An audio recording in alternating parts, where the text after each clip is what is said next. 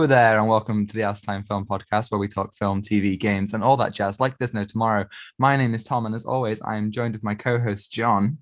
Hey, I sound different now, so we We all got our sound different. because we got better audio now, so we're just We testing out do. every day. And I sound better with the echo. Wait, hello there. Oh my God, that was a very sensual moment for me. I have to Yeah, that have was to a say. very captivating moment. I have Yeah. to say, first and foremost, I do have to say I'm sorry about last week, everyone. There were audio issues last week that unfortunately we couldn't really do anything about. Mhm. We thought that Skype would work, but some of the audio was off. So we're trying Zoom today. Hopefully that clears everything up. As Yeah. we talk about our favorite film scores, as you will see from the title Oh, and yeah. the I've um got a very interesting thumbnail. mix today. Yeah, I'm I've been, excited to hear. yeah, I've been like listening carefully about like, okay, just yeah, just been listening to all the scores last night and thinking, okay, is this what I really want? Oh, Yeah, he's so done his homework. He's done his homework. yeah, but I found my number one. Yeah, Ooh, so I'm excited. ooh. And we're also Yeah, talking excited. about Falcon and the Winter Soldier episode 6, so that being the finale, to kind of Mm. wrap up our kind of thoughts on that, as well as the news and viewing and all the stuff. And in our outro, we have a little bit of an announcement for next week. So skip around in the time codes below. What you want to see when you want to see it. And I will get us started on the news. The news, yay! The Yeah, let's. news, we have some The Batman news, specifically a Batman Ooh. spin-off. So, Oh right, okay. Matt Reeves has spoken about making a Batman spin-off, and this is coming to us in the form of Gotham PD, which is going to be set during the first year of Batman's career, so just before the film, be focusing on Jim Gordon. Matt Reeves will be producing with Joe Barton as showrunner. So, what do you think about this prospect of doing a GCPD style show? Um, yeah, I think that'd be really interesting to see Matt Reeves directing a mini Only TV show. producing. Oh, He's only producing, producing. right, Yeah. right, producing. So yeah. Well, I'm hoping it's not going to be a lot like Gotham because we already Mm. got like a Gotham TV show. Like we all had like the Riddler, Jim Gordon, but it'll be really interesting to see how they're going to do it with their version. So is it going to be a lot darker, or is it going to be like something to take on that way, sharing Gotham? I don't know, but like a GCPD. So yeah, Yeah, yeah, I agree with you. I love Gotham so much, and I think that that show has such this kind of distinct style. It kind of explores so many avenues of Batman's lore. It does, as you said, Riddler and Penguin, like some of like the more grounded aspects, but then it also does Ra's al Ghul and Hugo Strange, and mm, it gets into so many different aspects of everything, and tells this kind of complete Batman origin in the most kind of rich way that you can tell that story. And I don't want it to do that. Obviously, I don't think it will be centered around Bruce Wayne at all, but I don't want it to. I want it to kind of chart its own path, maybe be a bit more yeah, focused on yeah, like the crime aspects. And, I think Falcone is going to be in the Batman. So I think they might explore stuff like that. yeah. With its like Colin Farrell, that with that makeup, that prosthetics, it's Yeah. just amazing. It's just Yes, it amazing. I really I is. didn't. I thought, "Wait, is that Colin Farrell? Is that him? Is that the guy with the that? Yeah, it's Yeah, I just mean, I really thought cool. because I remember seeing pictures of him on set with dyed blonde hair, and I thought it was going to be very much like Emperor Penguin from the New 52 Yeah, yeah. Detective Comics. But But this no, one, it's a completely different kind of penguin. So maybe he'll be in it too. yeah, I am very interested to see how the cast will play each of the roles because Definitely. it's entirely new for them. Apart from Robert Battenbad because he's played in Twilight as a vampire, but no, but yeah, really excited to see that. Yeah, well, Um, it is interesting about, there's no kind of news about what cast will be carrying over, but I think it is safe to assume that the actor of what's he called? The actor of Jim Gordon, what's his name? oh, Him. He's in James Bond. yeah, I know. Him. Um, um, it'd be interesting to Tom, see this whether is come on, man. I should Right. know this. It'd be interesting to see whether he'll be in it. Paul Dano's Riddler, Wait, is it Jeff obviously. something? Jeffrey Wright. Yeah, Yeah, that's yeah, him. Jeffrey Yeah, Wright. yeah, So it's interesting whether he's in it. Paul Dano's Riddler in some of the comics. Obviously, Edward Nigma works at the GCPD, in Gotham yeah, and in various other things. So it'd be interesting to see whether they want to tell those stories. I don't know. I'm interested. I'll watch it. It sounds great. yeah. But we'll see if the Batman film. Well, it's Matt Reeves. He can direct really good films. I mean, he did. Yeah, Planet of the Wait, did Apes. he direct the first two? No, he directed Um, Dawn and War of the Planet of the Apes. oh, so Dawn and yeah, yeah. That not the first two. The two, the two, Tom. The two. Yeah, the two really good ones. So Yeah. yeah. So I I mean, have what a faith. trilogy. Yeah, well, We've already trilogy. spoken about that on the podcast in our Yeah, favorite we have. trilogies episode. Yeah, we have. Yeah. Doing Yeah. a shameful plug. Just go back to the episode where we just talk about a bunch of trilogies and they're great. So yeah. They really are. Um. Yeah. So moving on to the next piece of news. Well, our next piece of news is actually on the Marvel side of things. We have some Shang-Chi news, or Ooh, more Shang-Chi, specifically, a Shang-Chi. Shang-Chi trailer. So Ooh, this is our kind of first major look at the film. It's a very action heavy trailer, not much about plot, but we get yeah. this kind of feeling that Shang-Chi has kind of left his home and he kind of has to return, and that his father is the Mandarin, maybe. The Mandarin. Ooh, So yeah, well, what did you think? There's obviously a lot of action going on. yeah, right. So this one, well, first off, I was a bit doubtful and a bit skeptical. I was like, I don't know. But then when I once watched the trailer, I was just like pretty interested because like it looks very, very different because with the camera, I like what you said the other day about this with the camera work. It's like the same thing, but the same Yes, person who did Hot the Fuzz. Wait, did he? No, no, Hot it's Fuzz. it's Bill Pope, is the cinematographer, and he Yeah, the has done cinematographer. Yeah. Spider-Man 2 and Spider-Man 3 and Scott Pilgrim, which are all very Oh, kind of yeah. Sorry. visually kind of distinct films, have a very kind of big style. I think you can see that in this trailer with a lot of the Yeah, action yeah. set pieces. You can see that it's very kinetic and fluid in a way that some MCU films aren't really.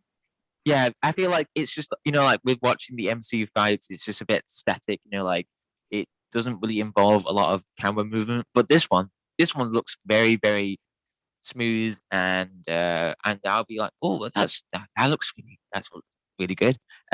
But Yeah, it also helps um, that there's a lot of actors with martial arts kind of backgrounds. I don't know if you saw, but Simu Lee, who plays Shang-Chi, he released some test footage of him and another guy like fighting. And it is oh like right, very I kind didn't of see like that. Hong Kong, kind of like martial arts cinema. Like it has those roots and it's very kind of like Donnie Yen in Rogue One, kind of like bringing that Oh kind yeah. of like martial arts style into these kind of Western films. Oh right, okay. And I really love the mise en scène in this Mm. trailer. It looks very colorful, but um, and I don't know why, but it just gives me that the Black Panther vibes. Mm. Like the animals and everything. Like it kind of looks like Wakanda. But I'm very interested to see how this with with this film because it's different and it's with an entirely different character that I really don't know, and it's got our well the Mandarin, um, the Iron Man 3. Yeah, Yeah, Iron Man well, 3. that's the one thing that I want to see. I want to see Trevor. Bring Trevor, back yeah. Trevor. If he makes a comeback in this film, Well, he I'll watch the film twice. in the one shot, Uh, All Hail the King, he was mm, actually taken out of prison to go and meet the real Mandarin. So I oh right. wonder, is he going to be in it? Oh, because if he does, then like those two will cause a lot of trouble. Just But like, oh, hello, my name's Trevor Slattery. I'm an actor. I'm an I mean, actor, and then the I love Mandarin him like, in Iron Man 2. shut your mouth now. We're gonna Yeah. do some stuff. Oh, I think okay, I okay. wouldn't put it past them to have Trevor just die at the hands of the real Mandarin and be like, Yeah. I'm the real Mandarin. Just like establish himself straight away. Yeah, yeah. You know that wait, guy says, "I am the real Mandarin Tony." You want to find the Mandarin, Tony? I Yeah. am the Mandarin. See, I have dragon tattoos because Can you Mandarin. can you tell I Can have this can thing called Extremist. Is that the thing? yes, it Yes, is. yes, yeah, yeah, yeah. God, that was so long ago. Remember when Agents of Shield did like an extremist thing? Agents of Shield did that episode, yeah, It and they did. did Sword the Dark World episode than that one. Oh, Yeah, yeah, I remember. Season one was very kind of like reactionary to Thor, to Iron Man 3, Captain yeah, America, Winter Soldier. I and that was really interesting because that was like with like with reactionary with Uh-huh. TV shows with movies. That's really Hmm. interesting Hmm. because it really impacts the show. But I'm wondering, wait, what if it impacts the films? But it Yeah, doesn't work like that. it But always felt. I mean, I guess until WandaVision and Falcon and the Winter Soldier, it has always felt kind of one-sided. Like, yeah, the films will do things and that'll have like big effects in the shows. So the shows will do things and the films will really be affected. But it seems like, when we kind of meet up with these characters from WandaVision and Falcon and the Winter Soldier again, mm, the events of those shows will have impacted them and they will be, yeah, changed people. change people. But with Agents of Shield, they had like their own storyline. Like it's crazy. Like they somehow like time travel, Mm. aliens, all of that, and then that wasn't really shown in a lot of Yeah, well, they like had the Inhumans and all that. yeah, they did in season 2. Yeah, with the not the Tesseract. I forgot what it was called, but it was like that weird obelisk. That was it, Is that obelisk. the Yeah. thing that Simmons gets sucked into at the end of season two? Oh wait, what was it? You, I you know don't what I know. mean, right? She gets sucked into this Yeah, like, I know what you big mean. rock. Yeah, Big Rock. Yeah, Big Rock. I think that was season Big rock. That was season Big two, Rock. end of season two, I think. Oh, Because really? I only really watched until like halfway through season three. Really?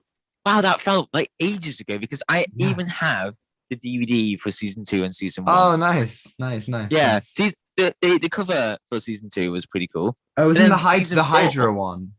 yeah, that one. Yeah. That was a really good cover. And in season 4, they had Ghost Rider, Yes, I and remember that. yeah, and that was very very cool.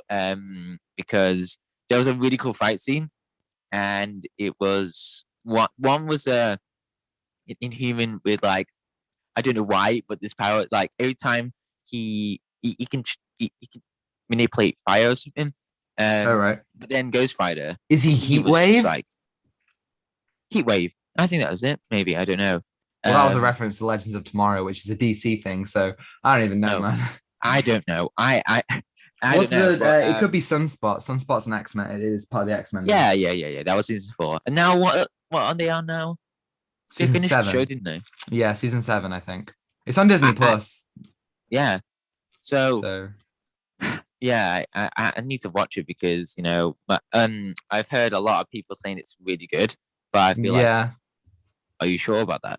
yeah. Well, I kind of I did lose interest. Kind of halfway through season three. So I don't think I'll bother watching it Mm. anymore. But um, but we do have actually some news regarding Spider Verse. Oh, Spider So Verse. obviously the first Spider-Verse was directed by three different people. Obviously with Phil Lord and Christopher Miller writing and producing. They actually have a new film out called Mitchell's versus the Machines, which is supposed to be great. Empire actually gave it 5 stars, so maybe we should check that out. Wait, Empire gave it 5 stars. Yeah, I think it's coming out on Wow. Netflix actually. It might be one to consider doing for the podcast. But we've actually got three new directors for Spider-Verse 2. So we've got Joaquin Dos Santos, who has worked on The Last Airbender and Legend of Korra, Kemp Powers, who co-directed and wrote Soul, and Justin K. Thompson, who worked on Star Wars Clone Wars, which we actually covered a couple of weeks ago, as a background design supervisor. So this is obviously three people who have a lot of background in animation. These like critically acclaimed animation things that have really like visual styles, and obviously that is a big part of Spider-Verse, the distinct visual styles of all the different universes of characters and such. So what do you think about the fact that this is like a whole new creative team? I think that's very, very challenging, but um, kind of unique because Mm. with the Spider Verse film, that was so good. Like, you can tell what they really wanted to have, and they worked together like a team. Everything's awesome. Um, Oh, um, yeah. I understood So that reference. I did a You reference. did it. You did a reference. It's awesome. Right. So, but this one, I think they're gonna do like to try to do something new, but hopefully they'll like link back to the first one. Like make it balance. I don't know if with sequels, it's kind of a bit hard because it's all about having with the characters. It's all about having like the story arc. Not to try to ruin that story arc from the first one, but try to do something new with the sequel. So yeah, so Yes, I I'm definitely pretty think. interested to see this. But with the new Yeah, trailer and everything, with the animation style, ooh, yeah. ooh, I mean, I have faith that it's going to look great. I have faith that the music's going to be great, that the acting is going to be great. I agree with you. I want them to, if you're going to expand on the character arcs, there is space to do that because obviously Miles doesn't end as the perfect Spider-Man. He's still got loads of learning to do. The mm, ending with Peter B. Parker, he only just kind of reconnects with MJ, and Gwen only just starts to kind of open herself up. So there's still room to kind of work with these characters. And Lord and Miller, their writing is always really on point. Even like you think like the Lego Movie 2 or 22 Jump Street, which is a couple of their sequels, they do kind of work and build off the original in interesting ways. So I just hope that they retain, the a kind of quality whilst making like a good kind of Spider-Man story and a worthy follow-up. yeah. So hopefully it doesn't ruin a lot of things, especially Hopefully. that Spider-Man 3 film. Like they're gonna bring back Doc Ock, but oh well. But Oh well, yeah. At least we'll still oh have that one Spider. At least we'll still have the other side of Spider-Man. yeah. So very it's coming out 2022, right? That's correct. Yeah. So next year. Wow, Yes. that's next year. Oh, my brain. No. I don't like that. It feels like just yeah. yesterday that it was 2018 when it came out. Wow. That's 3 years ago, Wow. John. Came out Wow. 3 years ago. Wow. Yeah, I'm very interested because like it takes time to do the animation. Yeah. I've heard, and it Oh, took it them. does. Wait, yeah. So it says it takes 1 week to do. What was it? Like one scene? No, no, one Like scene. one frame, maybe. Well, Yeah, okay. one frame. That's Yeah. that's what they said. Well, Yeah, I it, mean, it took them one I don't frame. know about Spider-Verse, but here's a fun fact about Star Wars: The Clone Wars. It took them 5 years to complete an episode on that show. Wait, what? So they were working on it from 2003 when the original Clone Wars came out, all the way up to Hmm. 2008, and then they aired episodes. And even when they cancelled it, they had so many episodes that were unfinished, which is why they've been able to show so many of like the unfinished episodes. Oh, okay. Yeah. So Um, the Bad Batch would have taken about, because it's the same kind of animation style. The Bad Batch would have taken a similar amount of time to be developed and made. mm, right. Okay. The more you Um, know, the more you know. the more you know. Wow. So hopefully, uh, there won't be like any tension in the studio with like doing the animation. So Hopefully not. yeah. Well, it's fairly cheap, and the last one grossed quite a lot of money. Yeah, Um, like I remember Cinema Wins talking about like the animation, like yeah, it's cheap. yeah, I can't remember the name of the dots. The dots. Yeah, The the kind of dots. Yeah, yeah. that was very used. The dots. The dots that was very used in old comic because it kind of like gave out a unique look style onto the pages. I'm not too sure, but it's I don't know. It's Jack Kirby, isn't it? Like who did those like old Mm, style. I don't know those dots. yes. I don't know. So yeah. I know what you mean. Um, Right. So our next piece of news is actually it does contain some spoilers for Falcon and the Winter Soldier. So if you haven't Oh, gone and watched it, please get please out. get out. Please leave. Listen, Go. we got some very very important news here, but you don't want to get spoiled. So please get out. Well, I mean, to be fair, okay, I'll have to change it so the screen doesn't show any spoilers. Okay, I'll make sure. But Deadline is reporting that Marvel Studios is going ahead with making a fourth Captain America film Right. with Sam Yeah. Wilson's Captain America, Mm. written. by Malcolm Spellman, the showrunner of Falcon and Winter Soldier. No word on whether Sebastian Stan will be in it. No word on whether Chris Evans will be in it, Emily Van Camp, any of the kind of people who are kind of integral to that story, or any of the, Wyatt Russell, any of the people who were kind of left off from Falcon and Winter Soldier. So it seems that instead of doing a Falcon and Winter Soldier 2, or season 2, or Captain America and the Winter Soldier, Captain America and the White Wolf, whatever they would call it, they're instead going to make a Captain America fourth film for the kind of the mantle. What do you think about that? This, wow. So I have faith because after watching this season, with the showrunner writer, I have faith that he can do Captain America 4. But it's going to be hard because it's going to be a movie, and it takes time. Or like with TV shows, like you can have that characterization. Like you understand the characters a lot more, and they did that very well in the TV show. So I'm very very looking forward to seeing this, and it's going to be brand new, and I'm glad that Marvel, is doing like another Captain America movie, but it's Sam Wilson as Captain America. So I'm very, very glad to see that. So yeah. Yeah, that sounds great. As you said, Falcon and the Winter Soldier is about 6 hours long, but with a film, you're looking at 2 to 3 hours. That's like at the most. Let's say that they go 3 hours at the most. Yeah. At the most, you're looking at half the time of Falcon and the Winter Soldier. So you've definitely got to be a little bit more concise with what you're doing. Take out a lot of characters and plot threads, and kind of just like the bare bones. I guess you could tell probably like maybe one of the plot lines from Falcon and the Winter Soldier in a film, maybe two. So just like as long as they kind of continue kind of telling, like expanding on the themes, developing the characters, and doing it in such a way that doesn't make it all feel cluttered. Yeah, especially with like you have to go back to like the story of season 1, and hopefully like they will have the consequences of season 1 to the film. So I'm very very looking forward to seeing it. So yeah, we will be talking about that Falcon and the Winter Soldier episode 6. So if you want to jump over there, we will. Please do. Literally right now. Now. What a time it's been. What a journey it's been. Wow. Last week we were very, very excited, but worried about if they're gonna, drop that ball.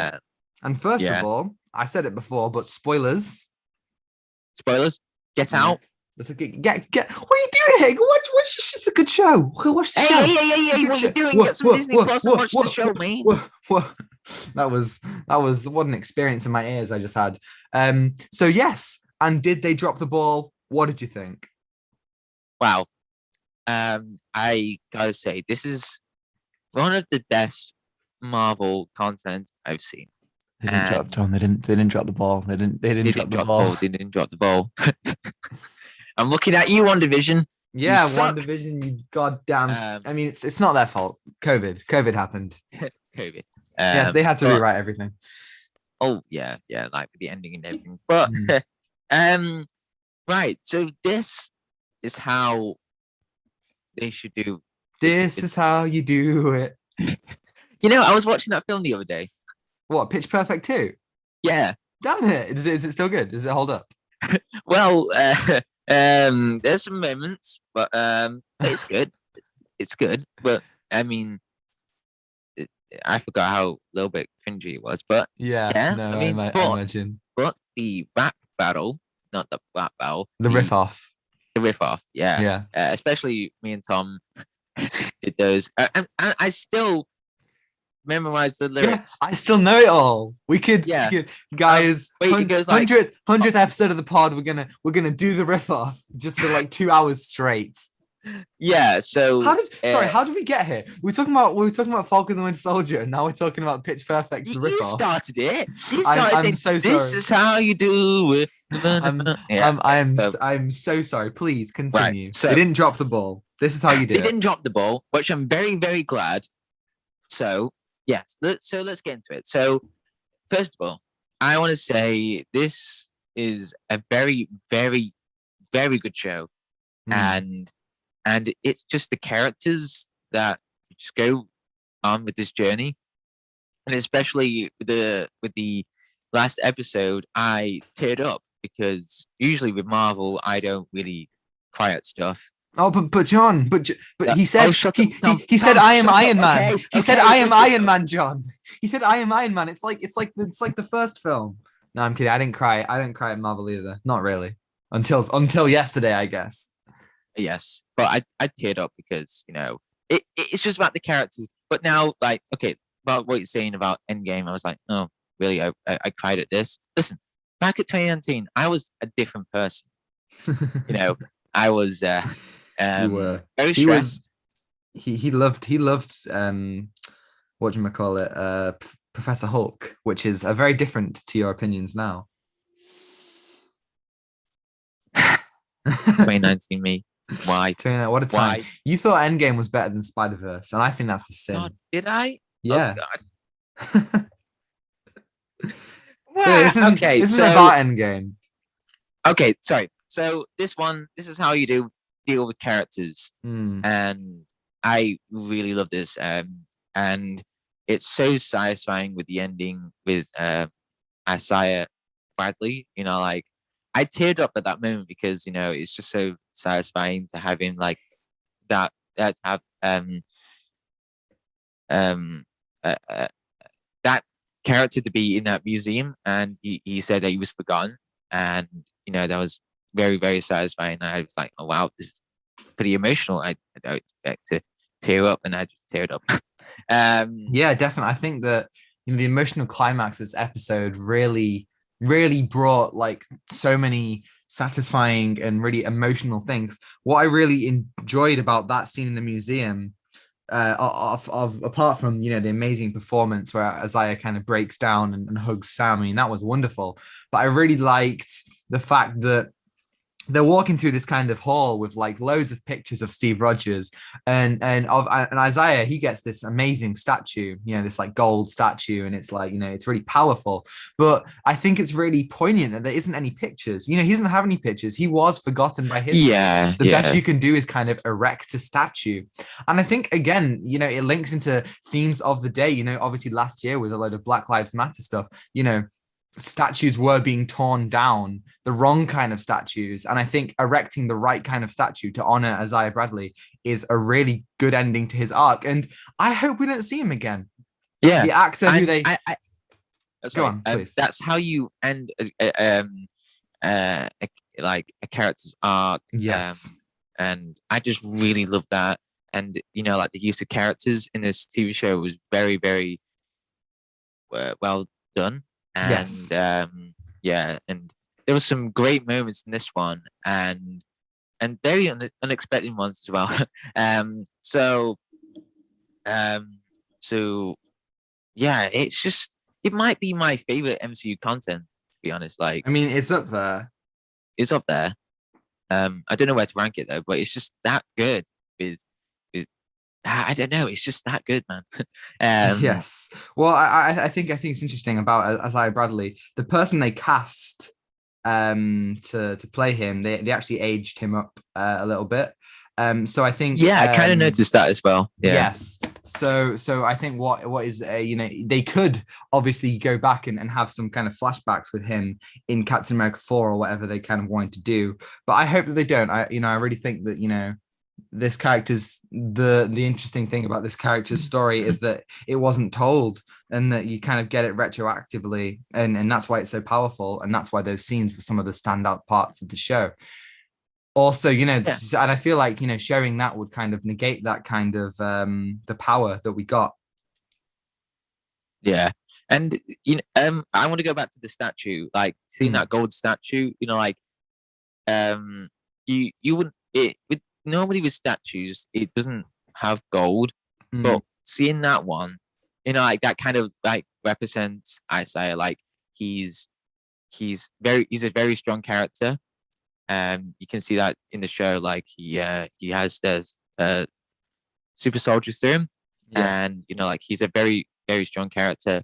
But with like a lot of statues, you don't really see that um, in the MCU. But this is a very important one. So I really like that detail. You know, like gold is very, very, um, very hard to break. And Yeah, and I think uh, it's wonderful as well because in Winter Soldier you see you see that the Captain America Museum is very popular. Loads of kids go there, like they have loads of fun. Steve went there, you kind of see that he's had this huge impact. And now the fact that, it's no longer silencing Isaiah's story is, mm, you know, it's just perfect. It really is yeah, perfect. And it was such a yeah, good and way to kind of end the emotional kind of like journey of Isaiah and then transition into like the happy parts of like, the kind of like family barbecue that they all have, where yeah, like, yeah, mm. there is this and kind of it's family just kind of unit. yeah, and it's just pretty emotional, like with the characters. And yeah, wow, it's just a journey in this TV show, and I'm glad they didn't do anything too ridiculous. It was Well, all Agatha along. you Oh want no. to you yeah, that Agatha was pretty bad. However, I do have to say, Oh no. there I know was what you're one talking about. thing that I did Oh not no. like in this Oh no. episode. Oh no. Oh no. No. No. Do Okay. you, do Yeah. you know what's coming? I Do you know agree what's with this. coming? I agree with what he's saying. The power broker leader Oh turns out to God. be Sharon Carter. Now, if you listen to our other reviews, you can find them in the playlist in the cards Go at the back if you end. want to. Um, you will know that we've always kind of said the show doesn't know what to do with Sharon Carter. It has struggled with Sharon Carter. Yeah. Like they introduced her in episode 3. They made it in. They posed some interesting questions about her being left behind and the state of the audience as well as the nature of the universe. And that was all very interesting stuff. But then after that, she was just kind of there as a little informant. And I said, well, I hope she's not the power broker. And now she was. She really was. Kind of They predicted that as well. Like it was so. It was there, Tom. Like she was phoning up that what, but I don't know, but it it but that was the only bad thing about the show. Now I can remember. So I don't remember anything that bad, but that is the only bad thing I can complain about in the yeah. TV show Sharon Well, Carter. it was set up, right? What they're Yeah. doing here is they are setting her up for the future. I think they could have done this well if Sharon was a bigger part of the show. If there was, if we started to like her, if we started to understand her more, it could have been done a lot better. If we truly understood this kind of betrayal. And because I feel like she did an Agatha. She became like, she was revealed to be the power broker and then snap. She's a totally different character. She's all like mustache twirling and this kind of conventional villain.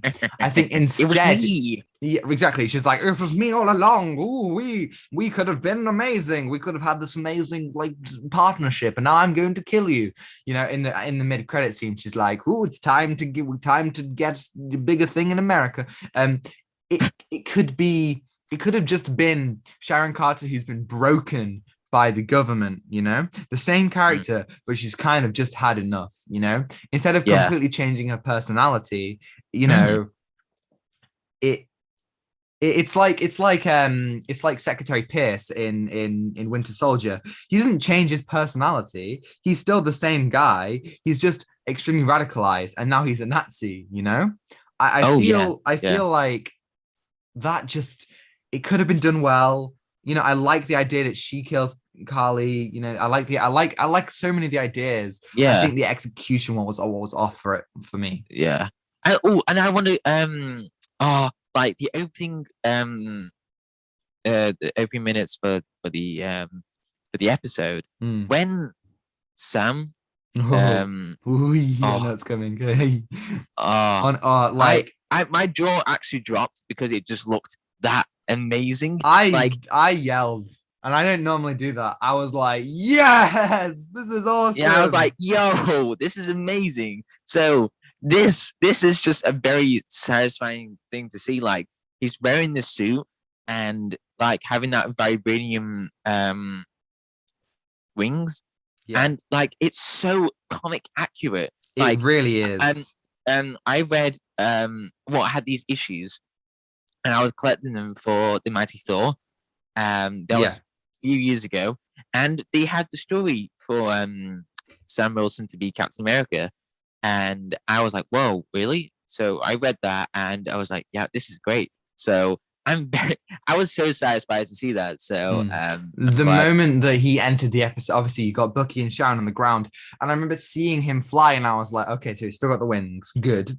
But and I was Good. like, they're showing him from far away. This is going to be some sort of reveal. And I literally have it screen recorded on my phone because it was so satisfying. The shield comes in, and then Oh, he smashes through the window. He comes up. The helicopter light is shining on him. You know, Louisiana Hero blares in a triumphant way. I mean, the score still slaps so hard, and he's wearing man. that beautiful. So as you said, it's so comic book accurate.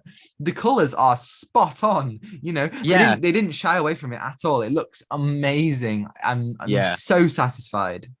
yeah. And oh, what a sight Bradley said about like um people don't want to see a black Captain America.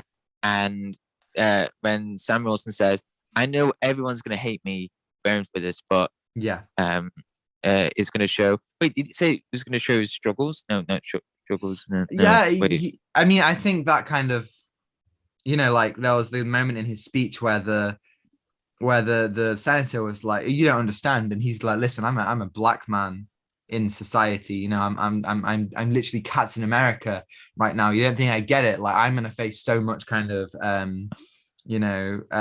backlash for wearing this outfit, wielding this shield, and having the color of my skin. And it's interesting. That is exactly what's happened in the real world as well. Yeah, Like especially yeah, you see on yeah, Twitter, people are angry because Captain America is Falcon because he's black, because he's not, you know, it's not Bucky.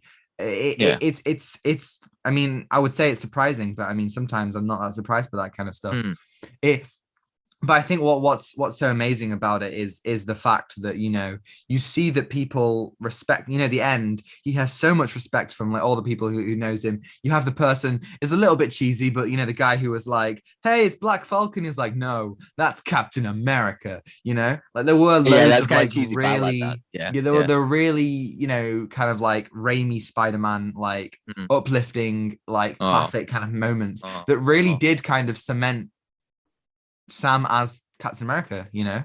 Yeah, yeah, and it's just, and this is like at the start of the season, we were like, we're not too sure Sam Wilson's going to be Captain America because I don't know if he's going to take the mantle. You know, like I think that's what we're Yes. going to do. But then it just completely changed our minds, and it's just that good. And like seeing Sam Wilson as Captain America, and And he like owns as I it. said about like He the opening properly owns minutes, it. like he's just flew in, did the shit, man.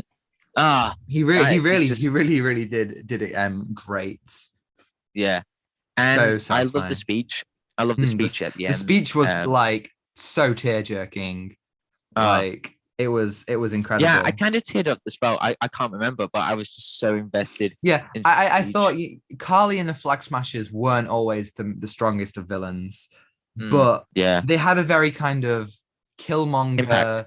Yeah, they had the same kind of impact that Killmonger had on T'Challa in Black Panther. It was very much that similar kind of, you know, Mm, Sam understands they're not terrorists, you know, they are, you know, they are in their situation because of the government, and you know, and the government needs to do better because of that.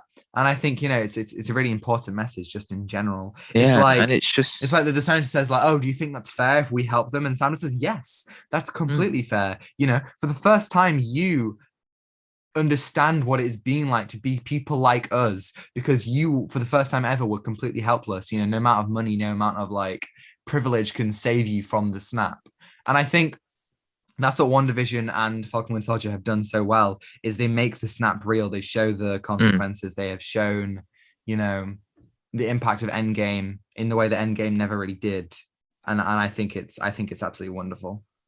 yeah, and that speech like kind of you know hit hard because you know like with COVID and everything, you Mm, know, with everything what the government's doing, and I would you know like I wish that speech, like was heard somewhere else, like in the government, and it's just satisfying to hear that. Yeah, So I wish real life politicians had those moral compasses. Because yeah, I and mean, in it's real life, like Sam would stop his speech, and then the politicians would go, "Lol, okay, continue on with the thing." Like they wouldn't really care, you know. yeah, and then someone just dabs in the parliament. Did you see that video of someone like dabbing I don't, I in don't parliament? want to see that video. I haven't. No, that's you It's know just what it's I've got. just it's To, it's just a yeah. politician like saying something like he just drops the mic and he just dabs.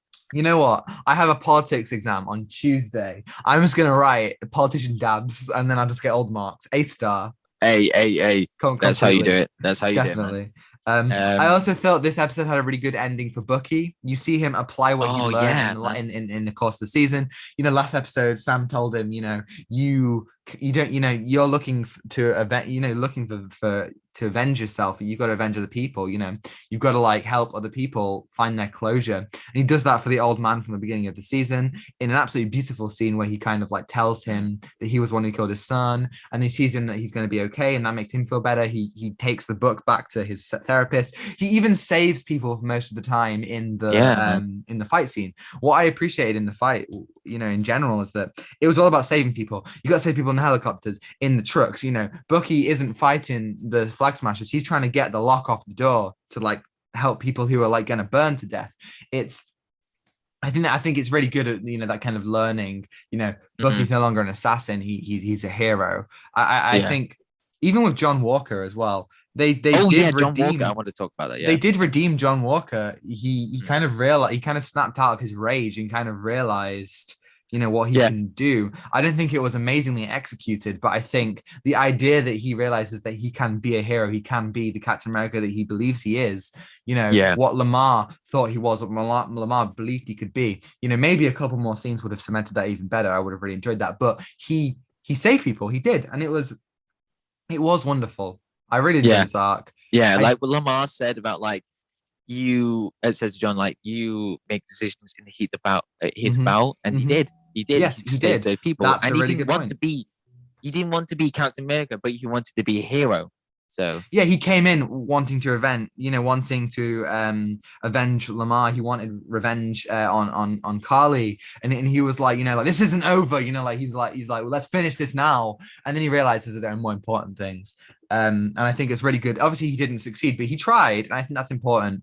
And I loved that Falcon was the one. Or should I say, Captain America was the one who swooped oh in man. and lifted them up. I thought that was amazing. I Yeah. do think though the scene with Madam Hydra at the end, Yeah. Yeah. that was unfortunately not that good for me. Obviously Yeah. they gave him the US agent suit. They called him US agent. It was a big thing, but they didn't, they kind of negated his arc. He's redeemed himself, but now he just goes straight back to doing what he was doing before. Yeah. I thought, it just in the show in general, I think Sharon Carter and Madam Hydra were the weakest parts. I think if you took them out in general, you would have a lot of a more tighter, show. Mm, yeah. A more action packed, but more emotional storyline. Yeah, I mean, Um. without Sharon Carter, I think my least favorite episode is probably episode 3. I think you'd have a lot, you could get rid of a lot of the kind of plodding on that episode, a lot of the kind of jumping around to Madripoor and stuff like that. Yeah. And there were very good moments. Like seeing like Captain America's new what was it? Hmm? Not no the Hawk. No, what was it? Red Wing. Yeah, Red Wings. He has Yeah, two different no, ones now. I'm glad that he isn't ditching the kind of Falcon personality Yeah, identity. yeah, and very glad He that is yeah. Captain America, but he still has the wings. He's not just Black Captain America. He still has everything that made him a unique hero in the first place. But now he's got a kick-ass, an even more kick-ass suit and an amazing Yeah, shield. yeah. And overall, this show is very, very good. I hope they Definitely didn't drop. is. I'm very, very glad they didn't drop the ball. There were so many great moments, and actually, I would like to watch the show again Yeah, I because agree. Yeah, I think this it's TV stands. worthy. It's TV worthy to watch It, the it show is again. it is definitely it stands alongside Iron Man, Avengers, Guardians of the Galaxy, Winter Soldier, and Infinity War and Civil War as the best of the MCU. Like I think it was everything that I wanted it to be and more. It was everything I wanted WandaVision to be. This kind of in-depth character study, and I really really loved it. Yeah, What would you give it? In the end, at the end of the day, what are you giving out of 10? Do you think 9 out of 10. 9 out of 10? Cool. I'll go for an 8 out of 10. Right. Okay. Brilliant. Yeah. Go on. Yeah, please. So, Oh, I have one last thing actually. okay. Obviously, the end of the episode ends with the title Captain America and the Winter Soldier. I thought that was amazing, Yeah. but should have been White Wolf. Should have been White Wolf. Yeah. I think that's a lot better because Winter Soldier did a lot of horrible Yeah. things, It, but it, it, yeah. tell, it tells me that there's still more to be told of the Winter Soldier story. Bucky hasn't completely healed yet, which I think's fine. But I think for the context of the show, it should have ended with Captain America and the White Wolf. That would have been so satisfying. Yeah. But And hell, another cool sorry, and another cool detail yeah, come on. with the subtitles. So throughout the thing, it says Captain America, like when Sam is Oh, speaking. brilliant. So That's very satisfying, definitely. yeah, that's fine as well. Yeah. Yeah, wonderful. So yeah, that was amazing. And that concludes our talk about Falcon and Winter Soldier for the year. Man. And yeah, I so we I were go on, yeah. I actually miss talking about the show, but Yeah, we will miss it indeed, but we've got Bad Batch starting in a couple of weeks, so that mhm. we've got that to talk about almost immediately. So stay tuned for that, and on with the main segment, I Our main guess. segment. I'm pretty excited to talk about this. Yeah. Yes, Yeah. definitely. We are talking about our best film scores. Now we have obviously done various rankings in the past. So what we're going to do is a similar kind of thing. We're each going to go, we're going to take it in turns and we're going to talk about our top 5 film scores. So this is, the score of the film. Not just Wait, kind soundtracks of as well? yeah, soundtracks as well. It's not just kind of one aspect. We're talking scores, soundtracks, songs if it's a musical. So yes, I will give you the floor, and I will let you talk about whichever your number 5 on your list. Right. Okay. So at number 5, surprisingly, I have Interstellar. Oh, okay, nice. Yeah. So this, so Interstellar, I listened to it like a couple of years ago, or was it 1 year ago? And I was just transported, like with Hans Zimmer's amazing pieces, like especially the song. What was the song? I have to go back to Hans Zimmer on Spotify, not I sponsored. mean, you can't go wrong with Hans Zimmer, can you? Yeah, I just You really can't go can't. wrong. What a I guy. was about to have Inception in the list, but then I was like, well, there's really good scores as well. Mm. Um, but I just don't know how to rank it. It's just that good. So with the mountains, so the song Mountains, Yeah. that's a very another cool detail is that once you hear a tick, there's a tick in the song, right? And that tick represents each day passing by. Oh, that's very cool. Yeah, no, I think I heard that. That's very smart. Yeah, and it's just like this emotional soundtrack. You're going with Matthew McConaughey with character, and it's just wow. Like the song "Stay." Uh, that's quite emotional as well. Like, his daughter didn't want to leave, Yeah. and yeah, it's just like wow. And then, what was it? Day one original demo, yeah. Oh, and then the song "Do Not Go Gentle into That Good Night." Ooh, ooh, yeah. Wait, Casey Affleck sang that? Did he? Yeah, Oh, I did not know apparently he that. sang. Yeah, he He plays sang. uh he plays his older his son when he's old, I right? don't know. if he sang it or not, I don't know. It's just that's his name there. Uh, Yeah, I think there are loads of one of my favorites is Where We're Going, which is the end theme. Absolutely mm, wonderful. I listen to that when I'm going running actually, and it really has this kind of like this ongoing kind of exploration thing of kind of like, we are kind of going, we're being transported to this kind of humanity will continue, and I think yeah, it's kind of and lovely it's messaging in just there. yeah, it's just that emotional impact for me Mm, because it's just it's a very different space movie because it's just about time and about saving humanity into its last moments. Yeah, and uh, yes. and it's yeah. I need to watch the film again because um, it's that good actually. But it's not the best Christopher Nolan. But I just want to watch it again because it's just because I every time I listen to the soundtrack, I like "Don't- I need to watch the film. It is a really cinematic film. I'd love to watch it at the cinema. I think a lot of the reason why it's so cinematic, obviously the visuals, but the score really does kind of play into that a lot.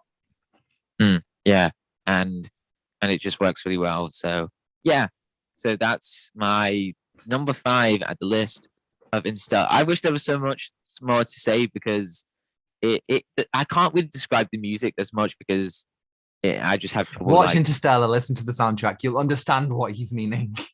It's yeah, it's it, it's just it's that amazing. emotional. It's just that emotional, like with with the violin in Stay, yeah, with the violins in Stay, and like it's just like it's so cinematic, and you have this how you can see the journey inside your head. You just go wow, and it's just the music just speaks to you.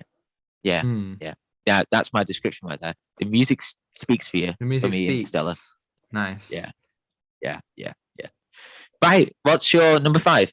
Well, my number five, I've kind of cheated. I've kind of cheated. It's not really Oh, you fair to, cheated. it's not really fair to judge my number five on its own, but I'm going to do it anyway. I've chosen the score for Lord of the Rings: Return of the King. Now, Ooh. immediately, the reason why I've cheated is because this score only works as well as it does because it's a trilogy.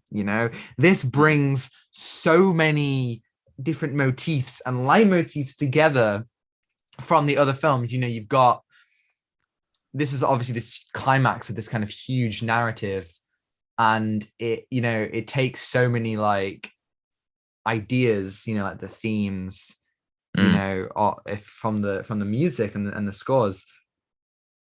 It doesn't end game. It really like, so for example, I guess the best way I can describe it is an example. You get the kind of theme of the Rohirrim in the other films. It's a it's violin.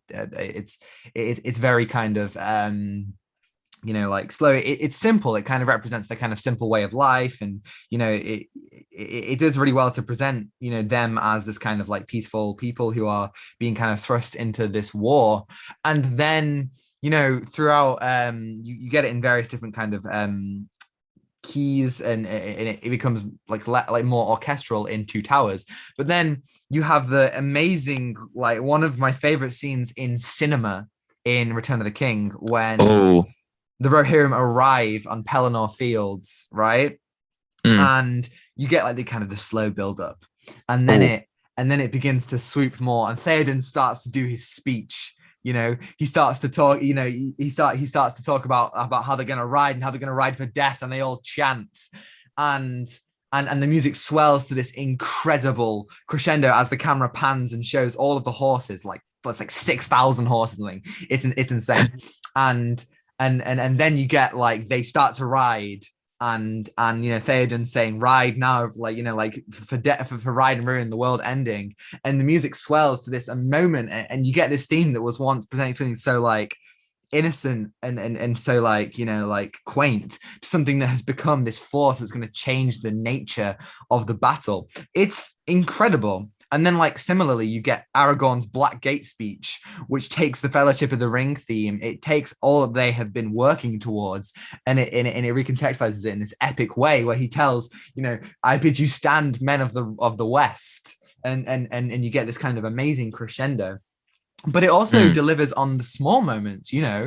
on the slopes of Mount Doom, you get Frodo and Sam reminding Frodo of the shower. I mean, they haven't had a shower in Shower, years. Of the shower. Shire, of the Shire. And you get like the simple Shire music, the like the Oh, flute, the and Shire music, man. and you get that wonderful little like leitmotif in the middle of this kind of devastating landscape. Mm. Do you remember the Shire? And you just get this really like sweet music, the whole kind of thing. Oh, yeah, that's It pretty emotional. it Yeah, knows yeah, yeah. when to kind of do those small moments and then build it up with these Mm. incredible moments. I think the reason why it works so well is that it makes everything so incredibly like there's a reason why this was so popular, this film in general. This score might have even won best score at the Oscars. I'm not quite sure, but Oh, right. it Okay. just knows how to bring the emotions in a really really climactic way, and I think it does it wonderfully. It really does. And obviously there is Into the West, which kind of scores the ending of the film. Um, Mm. and the idea of what can you see on the horizon, this idea of like leaving all the characters behind and kind of going forward, you know it permeates the narrative and like the experience of watching the three films, because especially if you're watching the extended edition like I do. Jesus Christ, Lord of the Rings is a bloody marathon. You're in there for like 12 hours watching these characters, maybe even longer than that, and you really feel it when it all ends. I think the music really brings it all together in such a in incredible way. And yeah, Howard Yeah, I Shore agree. is a Yeah. god. He's wonderful at the Yeah, score. Howard Shore. So I want to talk about another song too. Well, Tom is talking about. So in the first one, mhm. The Hobbit, no, not Hobbit, Lord of the Rings, The Fellowship of the Yes. Ring. There's a song that you just get lost into. It's called "The Cancelled Elrond." Yeah. Yeah, and it's I think it's one of the singers in Enya. I don't know. Mm. And when you can hear that angelic voice coming Mm. into like with the violin, and it's just like wow, you just get lost, and your mind just wanders, and it kind of has that crescendo at the end, and then it's just have that majestic feeling. I don't know, it's just Yeah. that majestic. I mean, Yeah, Lord yeah, of the yeah, yeah. Rings delivers that so well. The end of every film, you have like their own kind of like original song, and it all works like like a treat. It's wonderful. Yeah, It's great. So it's true. Yeah. it really is. So yeah, what's your number four? So my number four, this might sound surprising for you, Tom. My number four is Drive. Oh, I knew it. I knew it's going to be there somewhere. Scandal number Yeah, four. Are so you kidding Drive. me? So this is one of my favorite films of all time, Drive. Starring Ryan Gosling, my favorite actor, The God, and who is he's literally God. on screen right now. Oh, you can see him just swooping by, just across the screen, like smiling. You know that Doing it. name well, Graham Norton show. Like wait, what was it? Oh yeah, Wasn't he dancing? he was dancing and he pulls out the bird like Yeah, man. swinging I by. love it. I Yeah, love I it. thought it'd be funny. So The with this bird. film, with the score, it it's just what's the right word? Um, cool. This score is cool. Um, and it's just like you're transported into LA, and the song opening is very different what I listen to a lot of the music today. So let me just get the soundtrack name. I should know it's Nightfall. The song is Nightfall. The And song is the Batman graphic novel Nightfall. oh no, Nightfall. Oh no, where's Bickner? So yeah, and it works really well with like the personality of the driver, and he's driving through LA.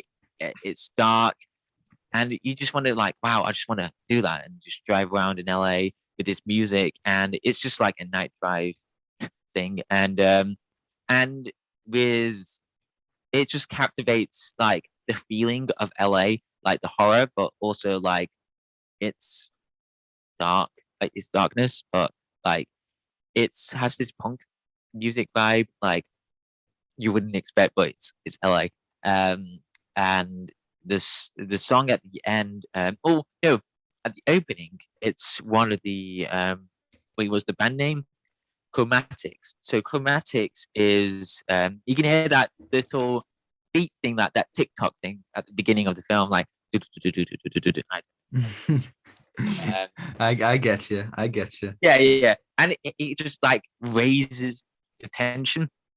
It's just like, oh, what's it gonna do? It's just like he's like driving around helping these people just to steal a warehouse, I think, yeah.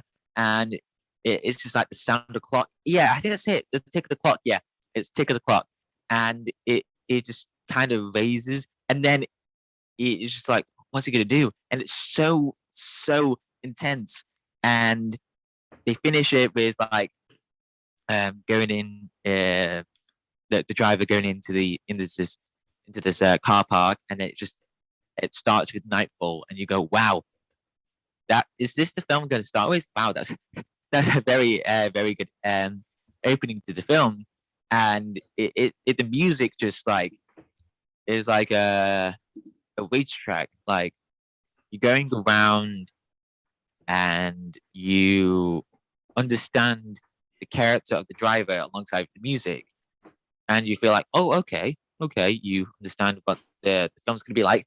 And I love the song, "A Real Hero," Oh, and that's a good song.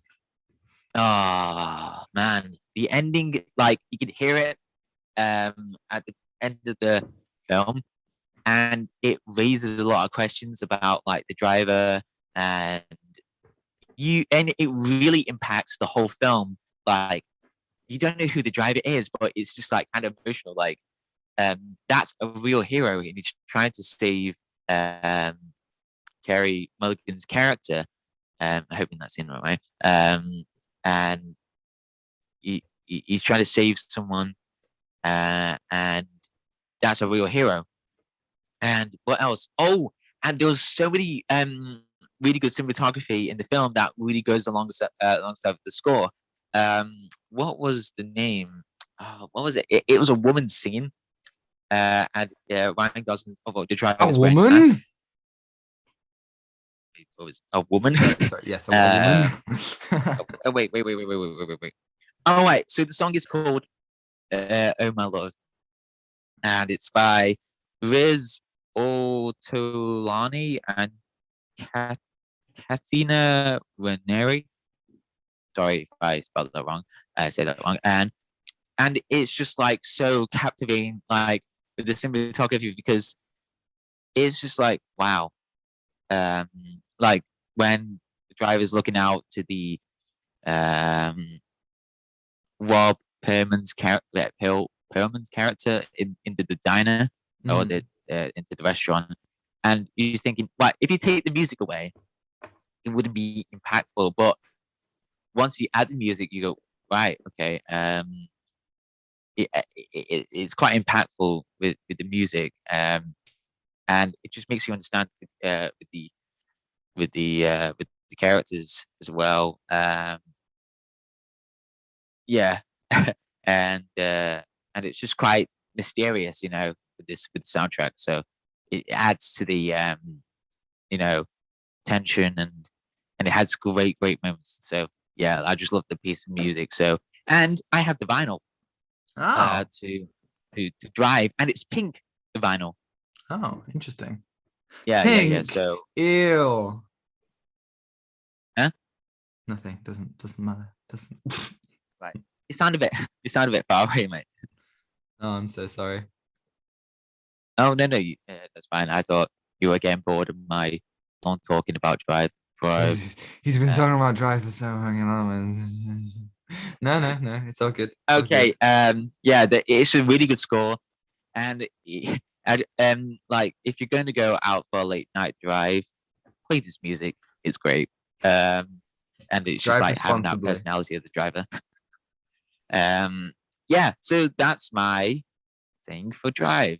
What's yours, Tom? What's your number Well, 4? my number 4, you actually mentioned it already, is Inception. Now, Inception. I got to agree that Interstellar is a wonderful soundtrack, but for me, I think Inception is Hans Zimmer's magnum opus. Now, Yeah, obviously, I have everyone. to agree. I was a bit struggling with Hmm. like Inception and Stellar. I was like, but that's a good plot. So I want to say, no, I want to kind of treat as well, like with Interstellar, Inception, like the both one good ones. So that'll be my fifth. So Inception, Mm. Interstellar. So, yeah, go on. So not Interstellar. What my brain is just unfortunately broken. Inception, Tom. It's Inception. Inception. Obviously, everyone knows this film for time. You know the theme at the end of the film, and I think what a lot of people don't really realize is the reason why this film is such an impactful ending. You know, the reason why the music is so, resonates so much with so many people is because every time you hear Dom talk about his family, every time you hear like the kind of like the kind of conversations that lead to the end of his arc, you get that like motif. You get the time like motif kind of recurring throughout the film, and I think that's really clever. um you know that kind of stuff that bring the repetition that brings everything to an ending, to such an emotional like climax, is really important for the film.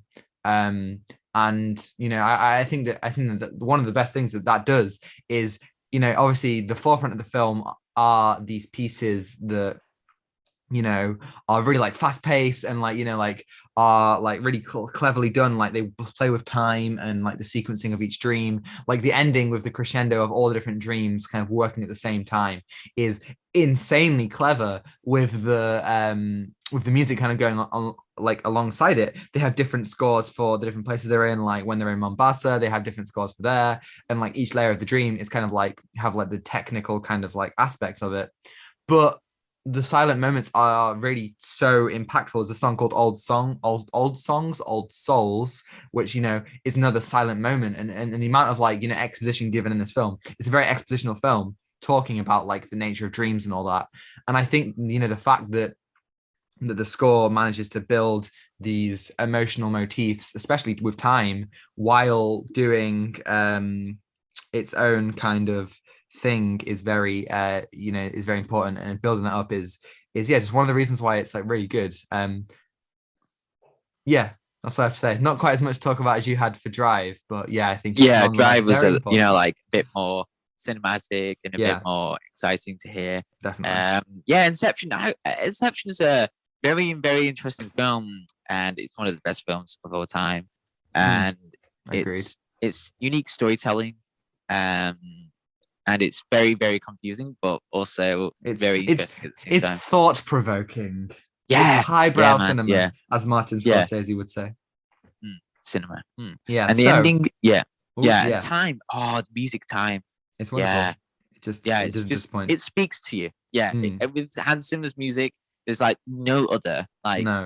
it just Well, speaks out to you. Well, with the Howard Shore, well, the thing is that Hans Zimmer has done so many different things, and each film is like has its own distinct kind of like feel and style. The reason why I chose Inception was because the the time theme, the leitmotif that they use throughout the film is such an impact on yeah, so many people, myself included.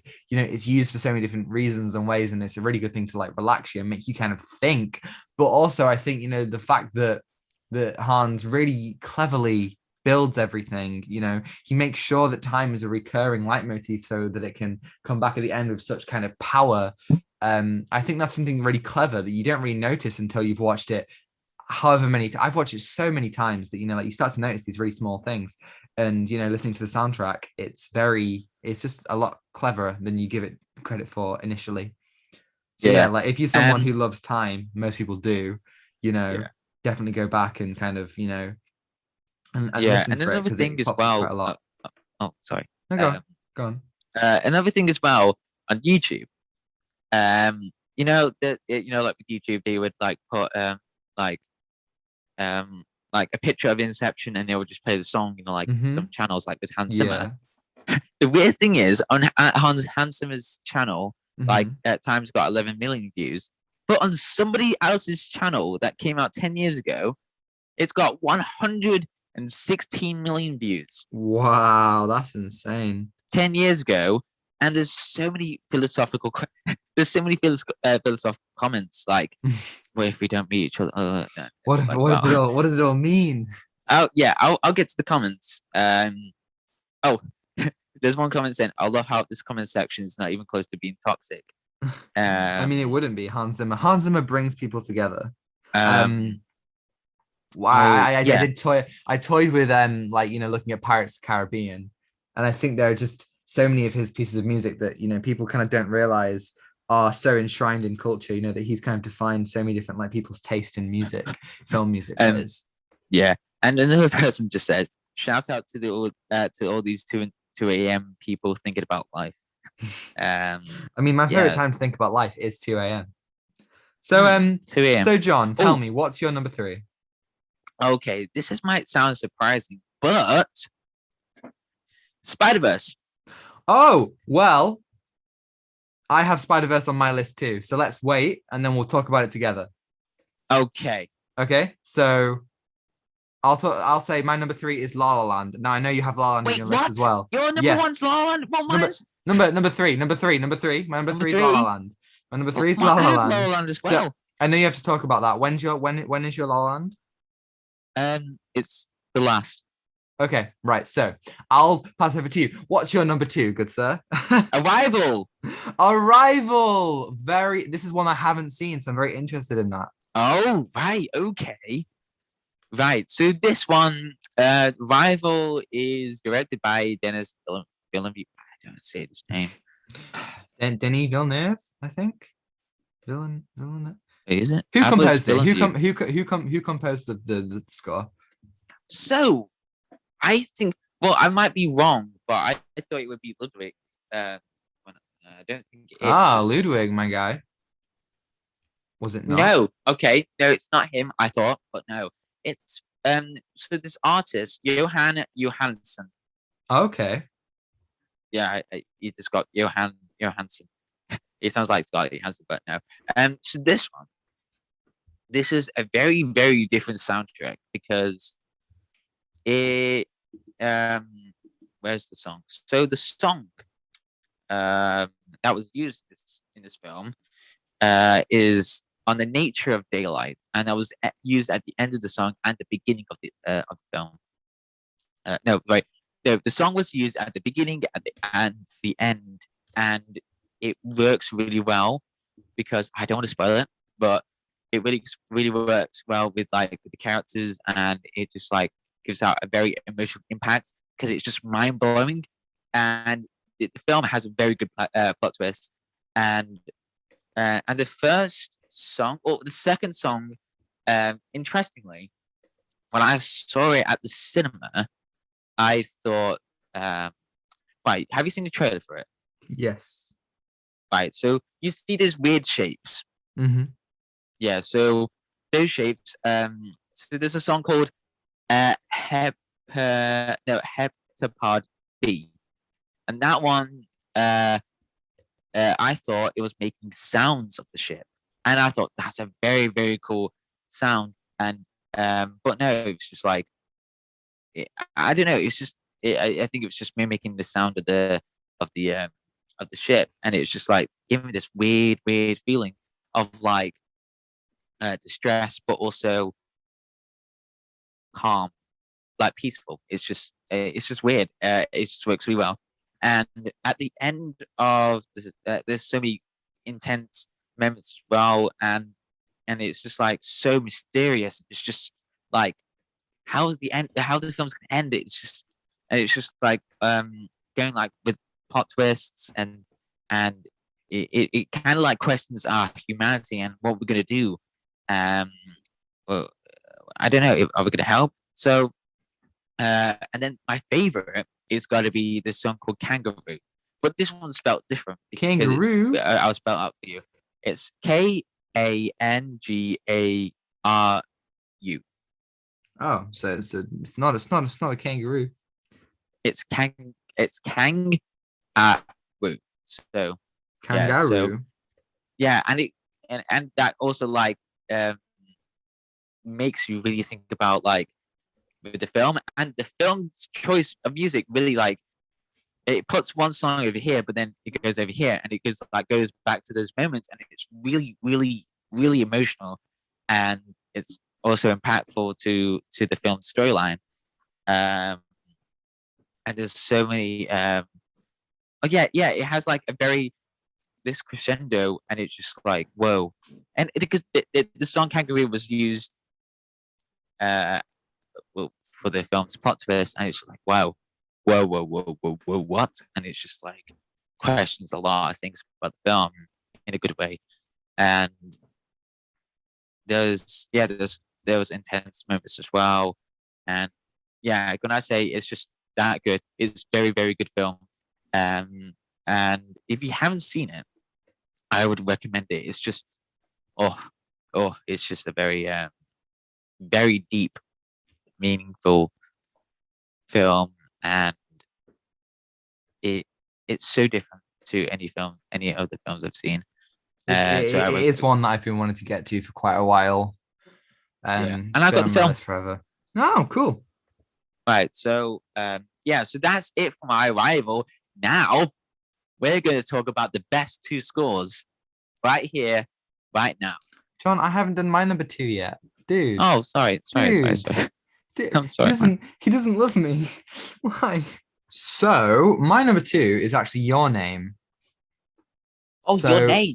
yes, so I've spoken about this in the pod before and about how much like I absolutely was entranced by it when I saw it for the first time, and a lot of that is down to the music. So this is a score by the Radwimps, which are they're artists in their own right. They don't do a lot of film scores. So I thought immediately it kind of brought this kind of new unique perspective. It wasn't the perspective of someone, people who've done scores a lot. It's a new kind of thing. And there's a lot of piano in this, right? There's particularly the because obviously this is a kind of a romantic film. There is the motif of Mitsuo, who's one of the two protagonists, and you have this kind of whole section of the film without her in, where Taki, the other character, has to kind of find her, and the way that it uses her motif as a way to create alignment with the character from both the audience and from Taki's perspective is so intelligent. It gives you it aligns as this kind of journey kind of gets and their connection kind of grows. You find that the ways that the score uses her theme changes. It becomes less kind of like uplifting and kind of more emotional. There's definitely that kind of element to it, and I think it's really successful in creating that like emotion. It as I think most of the best kind of as I said with Inception, the best kind of scores are the ones that use the one leitmotif that they use like at the most crucial points to make you really feel something. I think of Monsters Inc., for example, that uses Boo's theme in the moments where Boo and Sully really connect. It builds the alignment with Sully and the relationship between the two for the audience and the characters. And then at the end, when Sully has to say goodbye to Boo and they use the theme, it hits so much more. And then it hits even more at the end when he sees her again. It's like that. They use all these different themes for different moments, for for the time bending sequences, and for the different, there's for the Tokyo, for the schools, for the different characters. But it comes back to this one kind of lovers Mitsuo's motif that plays again and again in the most important points of connection, where the characters almost meet, or where they don't meet, or where they do meet. And then at the end it comes back in this really impactful way. Not to mention the fact that the film is just beautiful. It's absolutely stunning, and the art that accompanies it is it's out of this world, and the way that the sequences are intertwined with the music. So, there's also quite a lot of like sound that the Radwimps do the score, but they also do soundtrack for it. They do a lot of licensed music for it, and they use both to really encapsulate the era and the culture in very very interesting ways, and just ways that I appreciate it when you have such a simple theme. You know, you find this with the best of scores. It's it's only a few notes, but it says so much, you know. It's like the Man of Steel theme. We talked about this a lot when we did the Snyder trilogy, the DC Snyder trilogy. We talked about, you know, the Man of Steel theme is two notes, you know, at its core, it's two notes, and using those two notes again and again, whether it be with the piano, whether it be as a more orchestral, it can be uplifting and it can be like impactful in a positive way, but also be devastating and emotional in really, you know, deep ways that you kind of don't think about, you know, with a lot of other scores. And I think that is what Your Name encapsulates perfectly, and therefore it's at my number two. Wow. Right. So, yeah, I've been trying to watch Your Name. So, I think it's yeah. like it wasn't Netflix when I watched it, so I definitely, you know, for people in the UK, it's on our Netflix. Definitely watch it. You know, I've spoken about it before on the pod. It's wonderful. So, shall we talk about our number ones and number threes, La La Land Yes. and Spider Verse? Yeah, let's get into it. Which one do you want to talk about more? Or first? Spider-Verse. Okay, so Spider Verse is your number three, and it's my number one. Oh, So right. And I have Spider-Verse on my number three, and I have La La Land on my number one. yes, right. So Spider Verse. Oh Ah, boy, talk to me. Talk to me. Tell me about what you think. so the score for Spider-Verse. Now, that is a very, very fun soundtrack to listen to. Mm, And yeah, wait, are we talking? Yeah, the Spider-Verse, yeah. yeah. And there's so many good artists on there. I really like listening to. I'm just trying to get the Spider-Verse. Where is it? No, there it is. And like the song "What's Up, Danger." Mm. It's absolutely, it's That's wonderfully the way that the way that the soundtrack, you know, all original music, which is great to see, and all used really well narratively. Each song comes in to comment about something. You know, Scared of the Dark comes in. You know, spoiler alert. What leave if you haven't watched Spider Verse, but Scared of the Dark plays when the world is reacting to Spider-Man's death, because, you know, the world seems darker and people are now scared more than ever. You know, Hyde comes in when Miles turns invisible and leaves the spider basement because he's scared and he uh wants to hide. It's Everything is so perfectly done, but it also comments on Miles as a character, mostly, you know, his cultural heritage. You know, like there's there's references to like his Puerto Rican background and like his black heritage, and I think all of that really, you know, encapsulates, you know, his character wonderfully. But then you've got the score, you know, which I think they both complement each other really, really well. yeah. Wait, am I You having a okay? nosebleed? You having a nosebleed? Yeah. What the heck? Oh, are you okay? Yeah, I'm okay. He's having Yeah, another I'm just nosebleed. Yes, I swear you have a lot of nosebleeds. I hope I'm okay. I hope you're okay too. This is the first of the Oh, podcast. John gets a nosebleed. Maybe we're talking about film scores too intently that you're just like your brain can't take it and you're just gushing blood. I'm not gushing a lot of blood. It's just Okay. slowly coming out. That's strange. Do you want to continue, or do you want to? And no, we'll just keep going on just in case if I He's a things get trooper. worse. He's a trooper. I don't know what happened. No, it's not hurting. It's not hurting. All right. Well, he's a brave man. You're a brave soldier. So yeah, so Spider-Verse. Yeah, so I really love the score in Spider-Verse. And it just, like I love the song Hide and Home. Home Hmm. is just like Home is with the like end the credits piano. song, right? Yeah, like with the song Home just goes the guy I think it's Vince Staples or Yes, which, yeah, that's right. and it's quite emotional. Like what was the lyrics? I just love like this morning I woke up with distortion with my emotions. And it's like wow. and it really, really makes you think about like this the film, like what Miles is going through, and it's just great, and it's just that it's quite inspirational as well, like with the music and the score as well, and the song "Hide" is quite sad as well, but you like understand about Miles's situation, and yeah.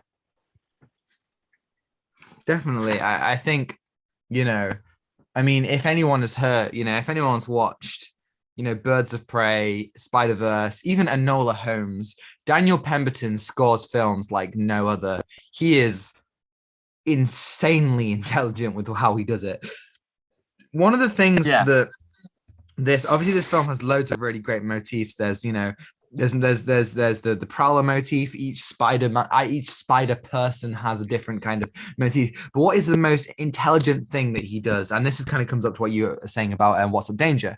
He has a Spider-Man motif, and it's very simple. It's na na na, and then you have a Miles motif that's more like na na na, and they're both very simple, and each of them play, the Miles motif plays in big moments in Miles' life, in impactful moments, and the Spider-Man motif plays, in all the Spider-Man like kind of introductions, in like the first time when Spider-Man and Miles meet. But then in the What's Up Danger scene, not only does the scene, showing that Miles is becoming this hero, that he is becoming Spider-Man. How do I know what you're Spider-Man, as well as the visuals being incredible, the upside down shot is absolutely wonderful. As well as that, you have the incredible score taking the Miles theme and playing it with the Spider-Man theme, making them one, making Miles Spider-Man, as well as using What's Up Danger to demonstrate that he's finally letting go. And, again, looking into his cultural background and the fact that he's embracing all this elements, he's embracing the fact that he's a graffiti artist, he's embracing that with his suit, and he's embracing all the lessons that he's been taught from his teachers and his parents. And you get this incredible kind of crescendo with the themes working with the licensed music. And it's so clever and so stylish. And I don't know any other film that uses that so well. I mean, as you were saying with Drive, and you see it in other like films, like Guardians of the Galaxy, as like a big kind of all like films that use licensed music and soundtracks, and they use them really well. But I don't know any other film that uses licensed music and a score together so effectively. It's just incredible. It really is. It's fantastic. Yeah. And another detail is that with Miles's theme, and Prowler's theme is in reverse of Miles's theme. Is it? Whoa! I didn't know that. That's so cool. Oh, really? Yeah, I didn't know that. Banging. Yeah. So you can hear that. You can hear like Miles's theme, but then Prowler's theme is in reverse of Miles's theme. Wow, that's really clever. Yeah. So they really thought about that, like spoilers about having Miles, like the Prowler is Miles's uncle. So yes. Yeah. So it makes you really. There are loads of things in the score that work really well, but then the lyrics and the songs, thinking about your uncle, I'm pretty sure it's Hide. There is the lyric. My uncle always told me that it never will be easy. Now I'm looking to the sky, hoping that you rest in peace. It's really. Oh no, that was the song Invincible. No, it's not. It's Let Go. Oh, is it? Let Go. It's Let Go. Sorry. It's none of the ones we're thinking of. It's none of the ones we're thinking of. But yeah, there are loads of listen to the lyrics, and there are loads of things that really do, work to the narrative in just wonderful ways. And that's the charm of like licensing, like making your own music for the film. It's the kind of thing that like Black Panther does, just I think a lot more effectively. Oh yeah, Black Panther has a really good score as well. Yes, it does. Yeah, with like the song with Kendrick Lamar. Yes, and Ludwig Göransson really brings it. Yeah, with another one that I really liked. Oh, it was Stars. No, it was All the Stars. Yeah, All the Stars. I really loved that one. Yeah, it's a great one. Yeah, I know there's another one. Yeah, but that's really there are cool ones in that one too, and I think the score, it's all great. So let's talk about La La Land. So my number 3 and your number 1. La La Land. It's on the thumbnail. It's literally right there. You can see it on the screen right now. La La Land. Talk to me. Man, Do La you, La do, you, Land. do, you, do, you need, do you need a moment? Do you need a moment? You okay? You good? Yeah, I'm good. I'm good. I'm sorry about that. I was taking a massive sigh, but yeah. So Just need La to La Land. remember the beauty of La La Land. Man, La La Land. I need to watch it again. So La La Land. This is a very, very, very unique and very nostalgic film. It it has like the nostalgic elements of like the old musicals, like such as Hello Dolly, Singing Mm-hmm. in the Rain, and other musicals as well. Yeah, and it's just has that that elements and the opening track, Another Day of Sun. That's how you open start. That's how you open the film. It's just that exciting. It's just so um like I just know how to explain it. It's It's just like like it's obviously La La Land isn't a conventional musical. It's like Another Day of Sun is saying, here's your conventional musical. Here's the whole world singing, and now we're gonna, everyone has a dream. Everyone wants to be it. Everyone wants to be in that. It's Another Day of Sun. Everyone wants that, but now let's we'll tone it down and we'll link it. We'll move across and we'll look at these two characters. We'll focus on their kind of journey. The people who aren't yeah, dancing and singing, who haven't had that chance to shine, here is how they will get that chance. yeah, and it really and the song Another Day of Sun, it really foreshadows the whole film. It just Mm. foreshadows like there's a lyric like one day he will sit down when the lights are off and you will I don't know how it goes. I'll just get the lyrics. Someday in that sleepy town, he'll sit one day, lights are down, and see my face and think of how he used to know me. Oh yeah. Climb So these hills. and and it's just like that. Like when I saw it in the cinema, I was just shocked. Like with the one take, like and the Yeah. dancing, Yeah. and it's just exciting. It's just like you're at the theater, but like it's just you're transported back into that.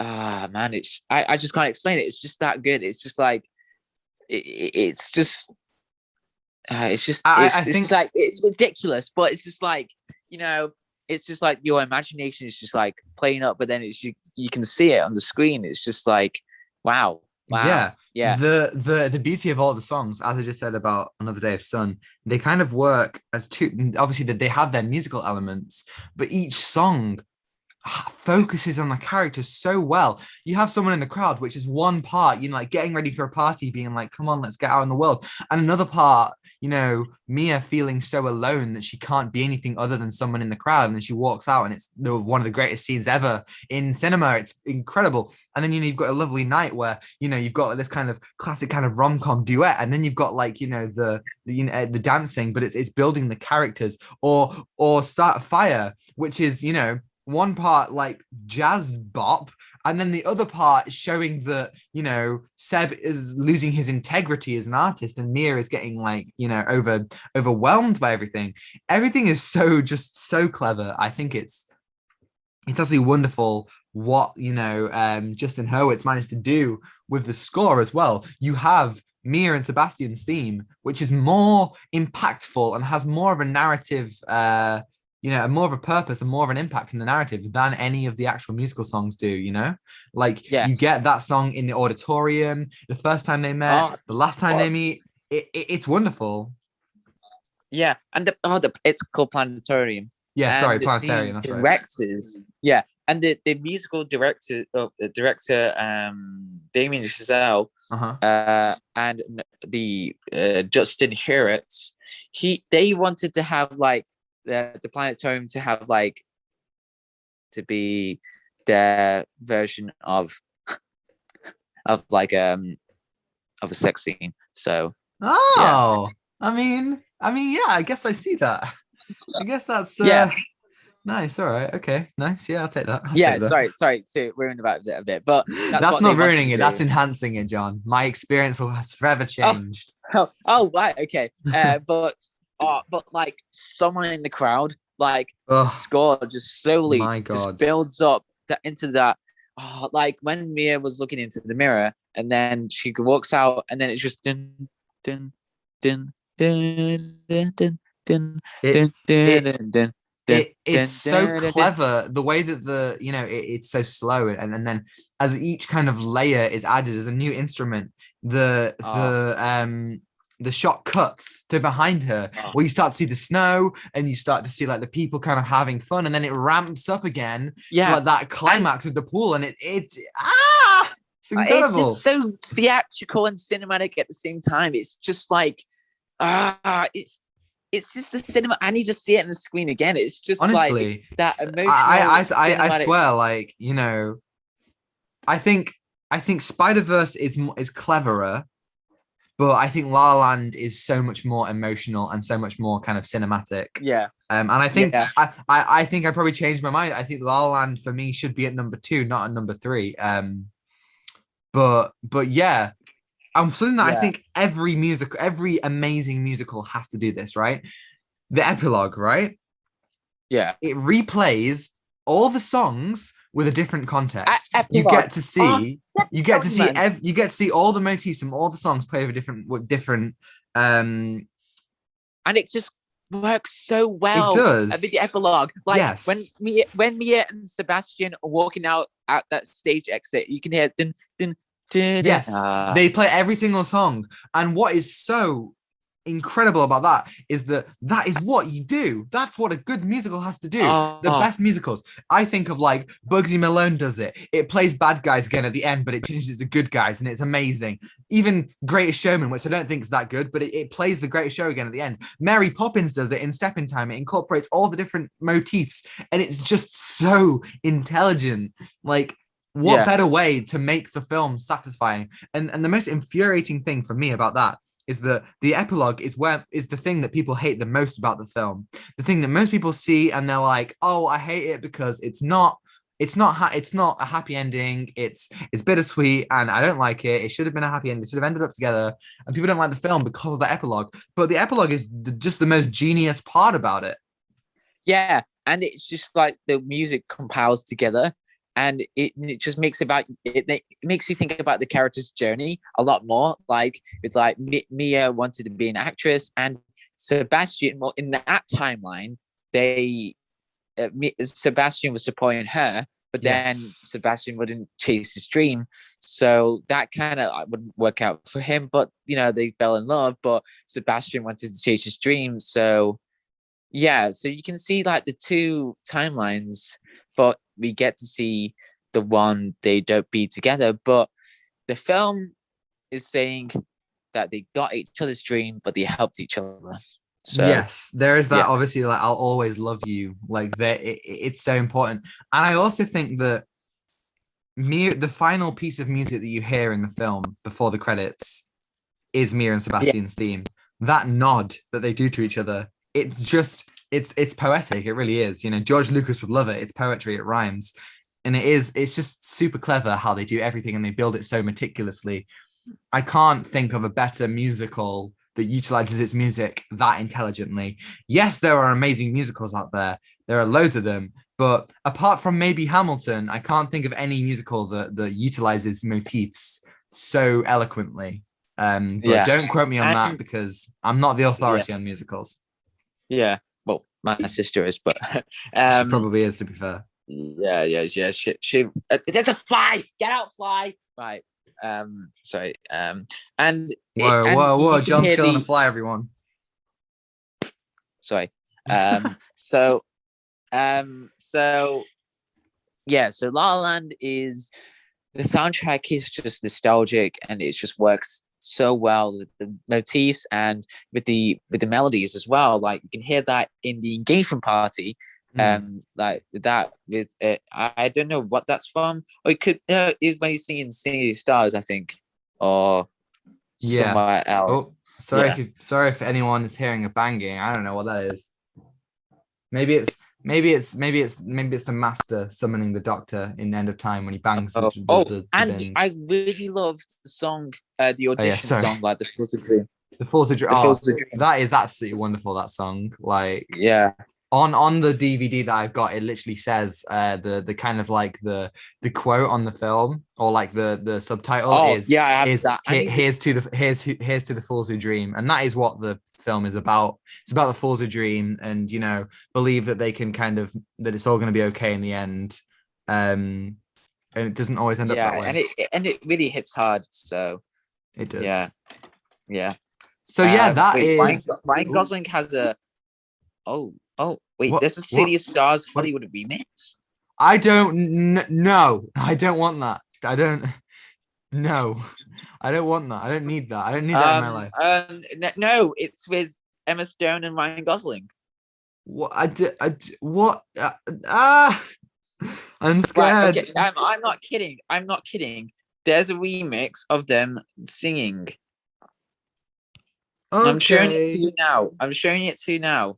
I sent it to you. I don't want.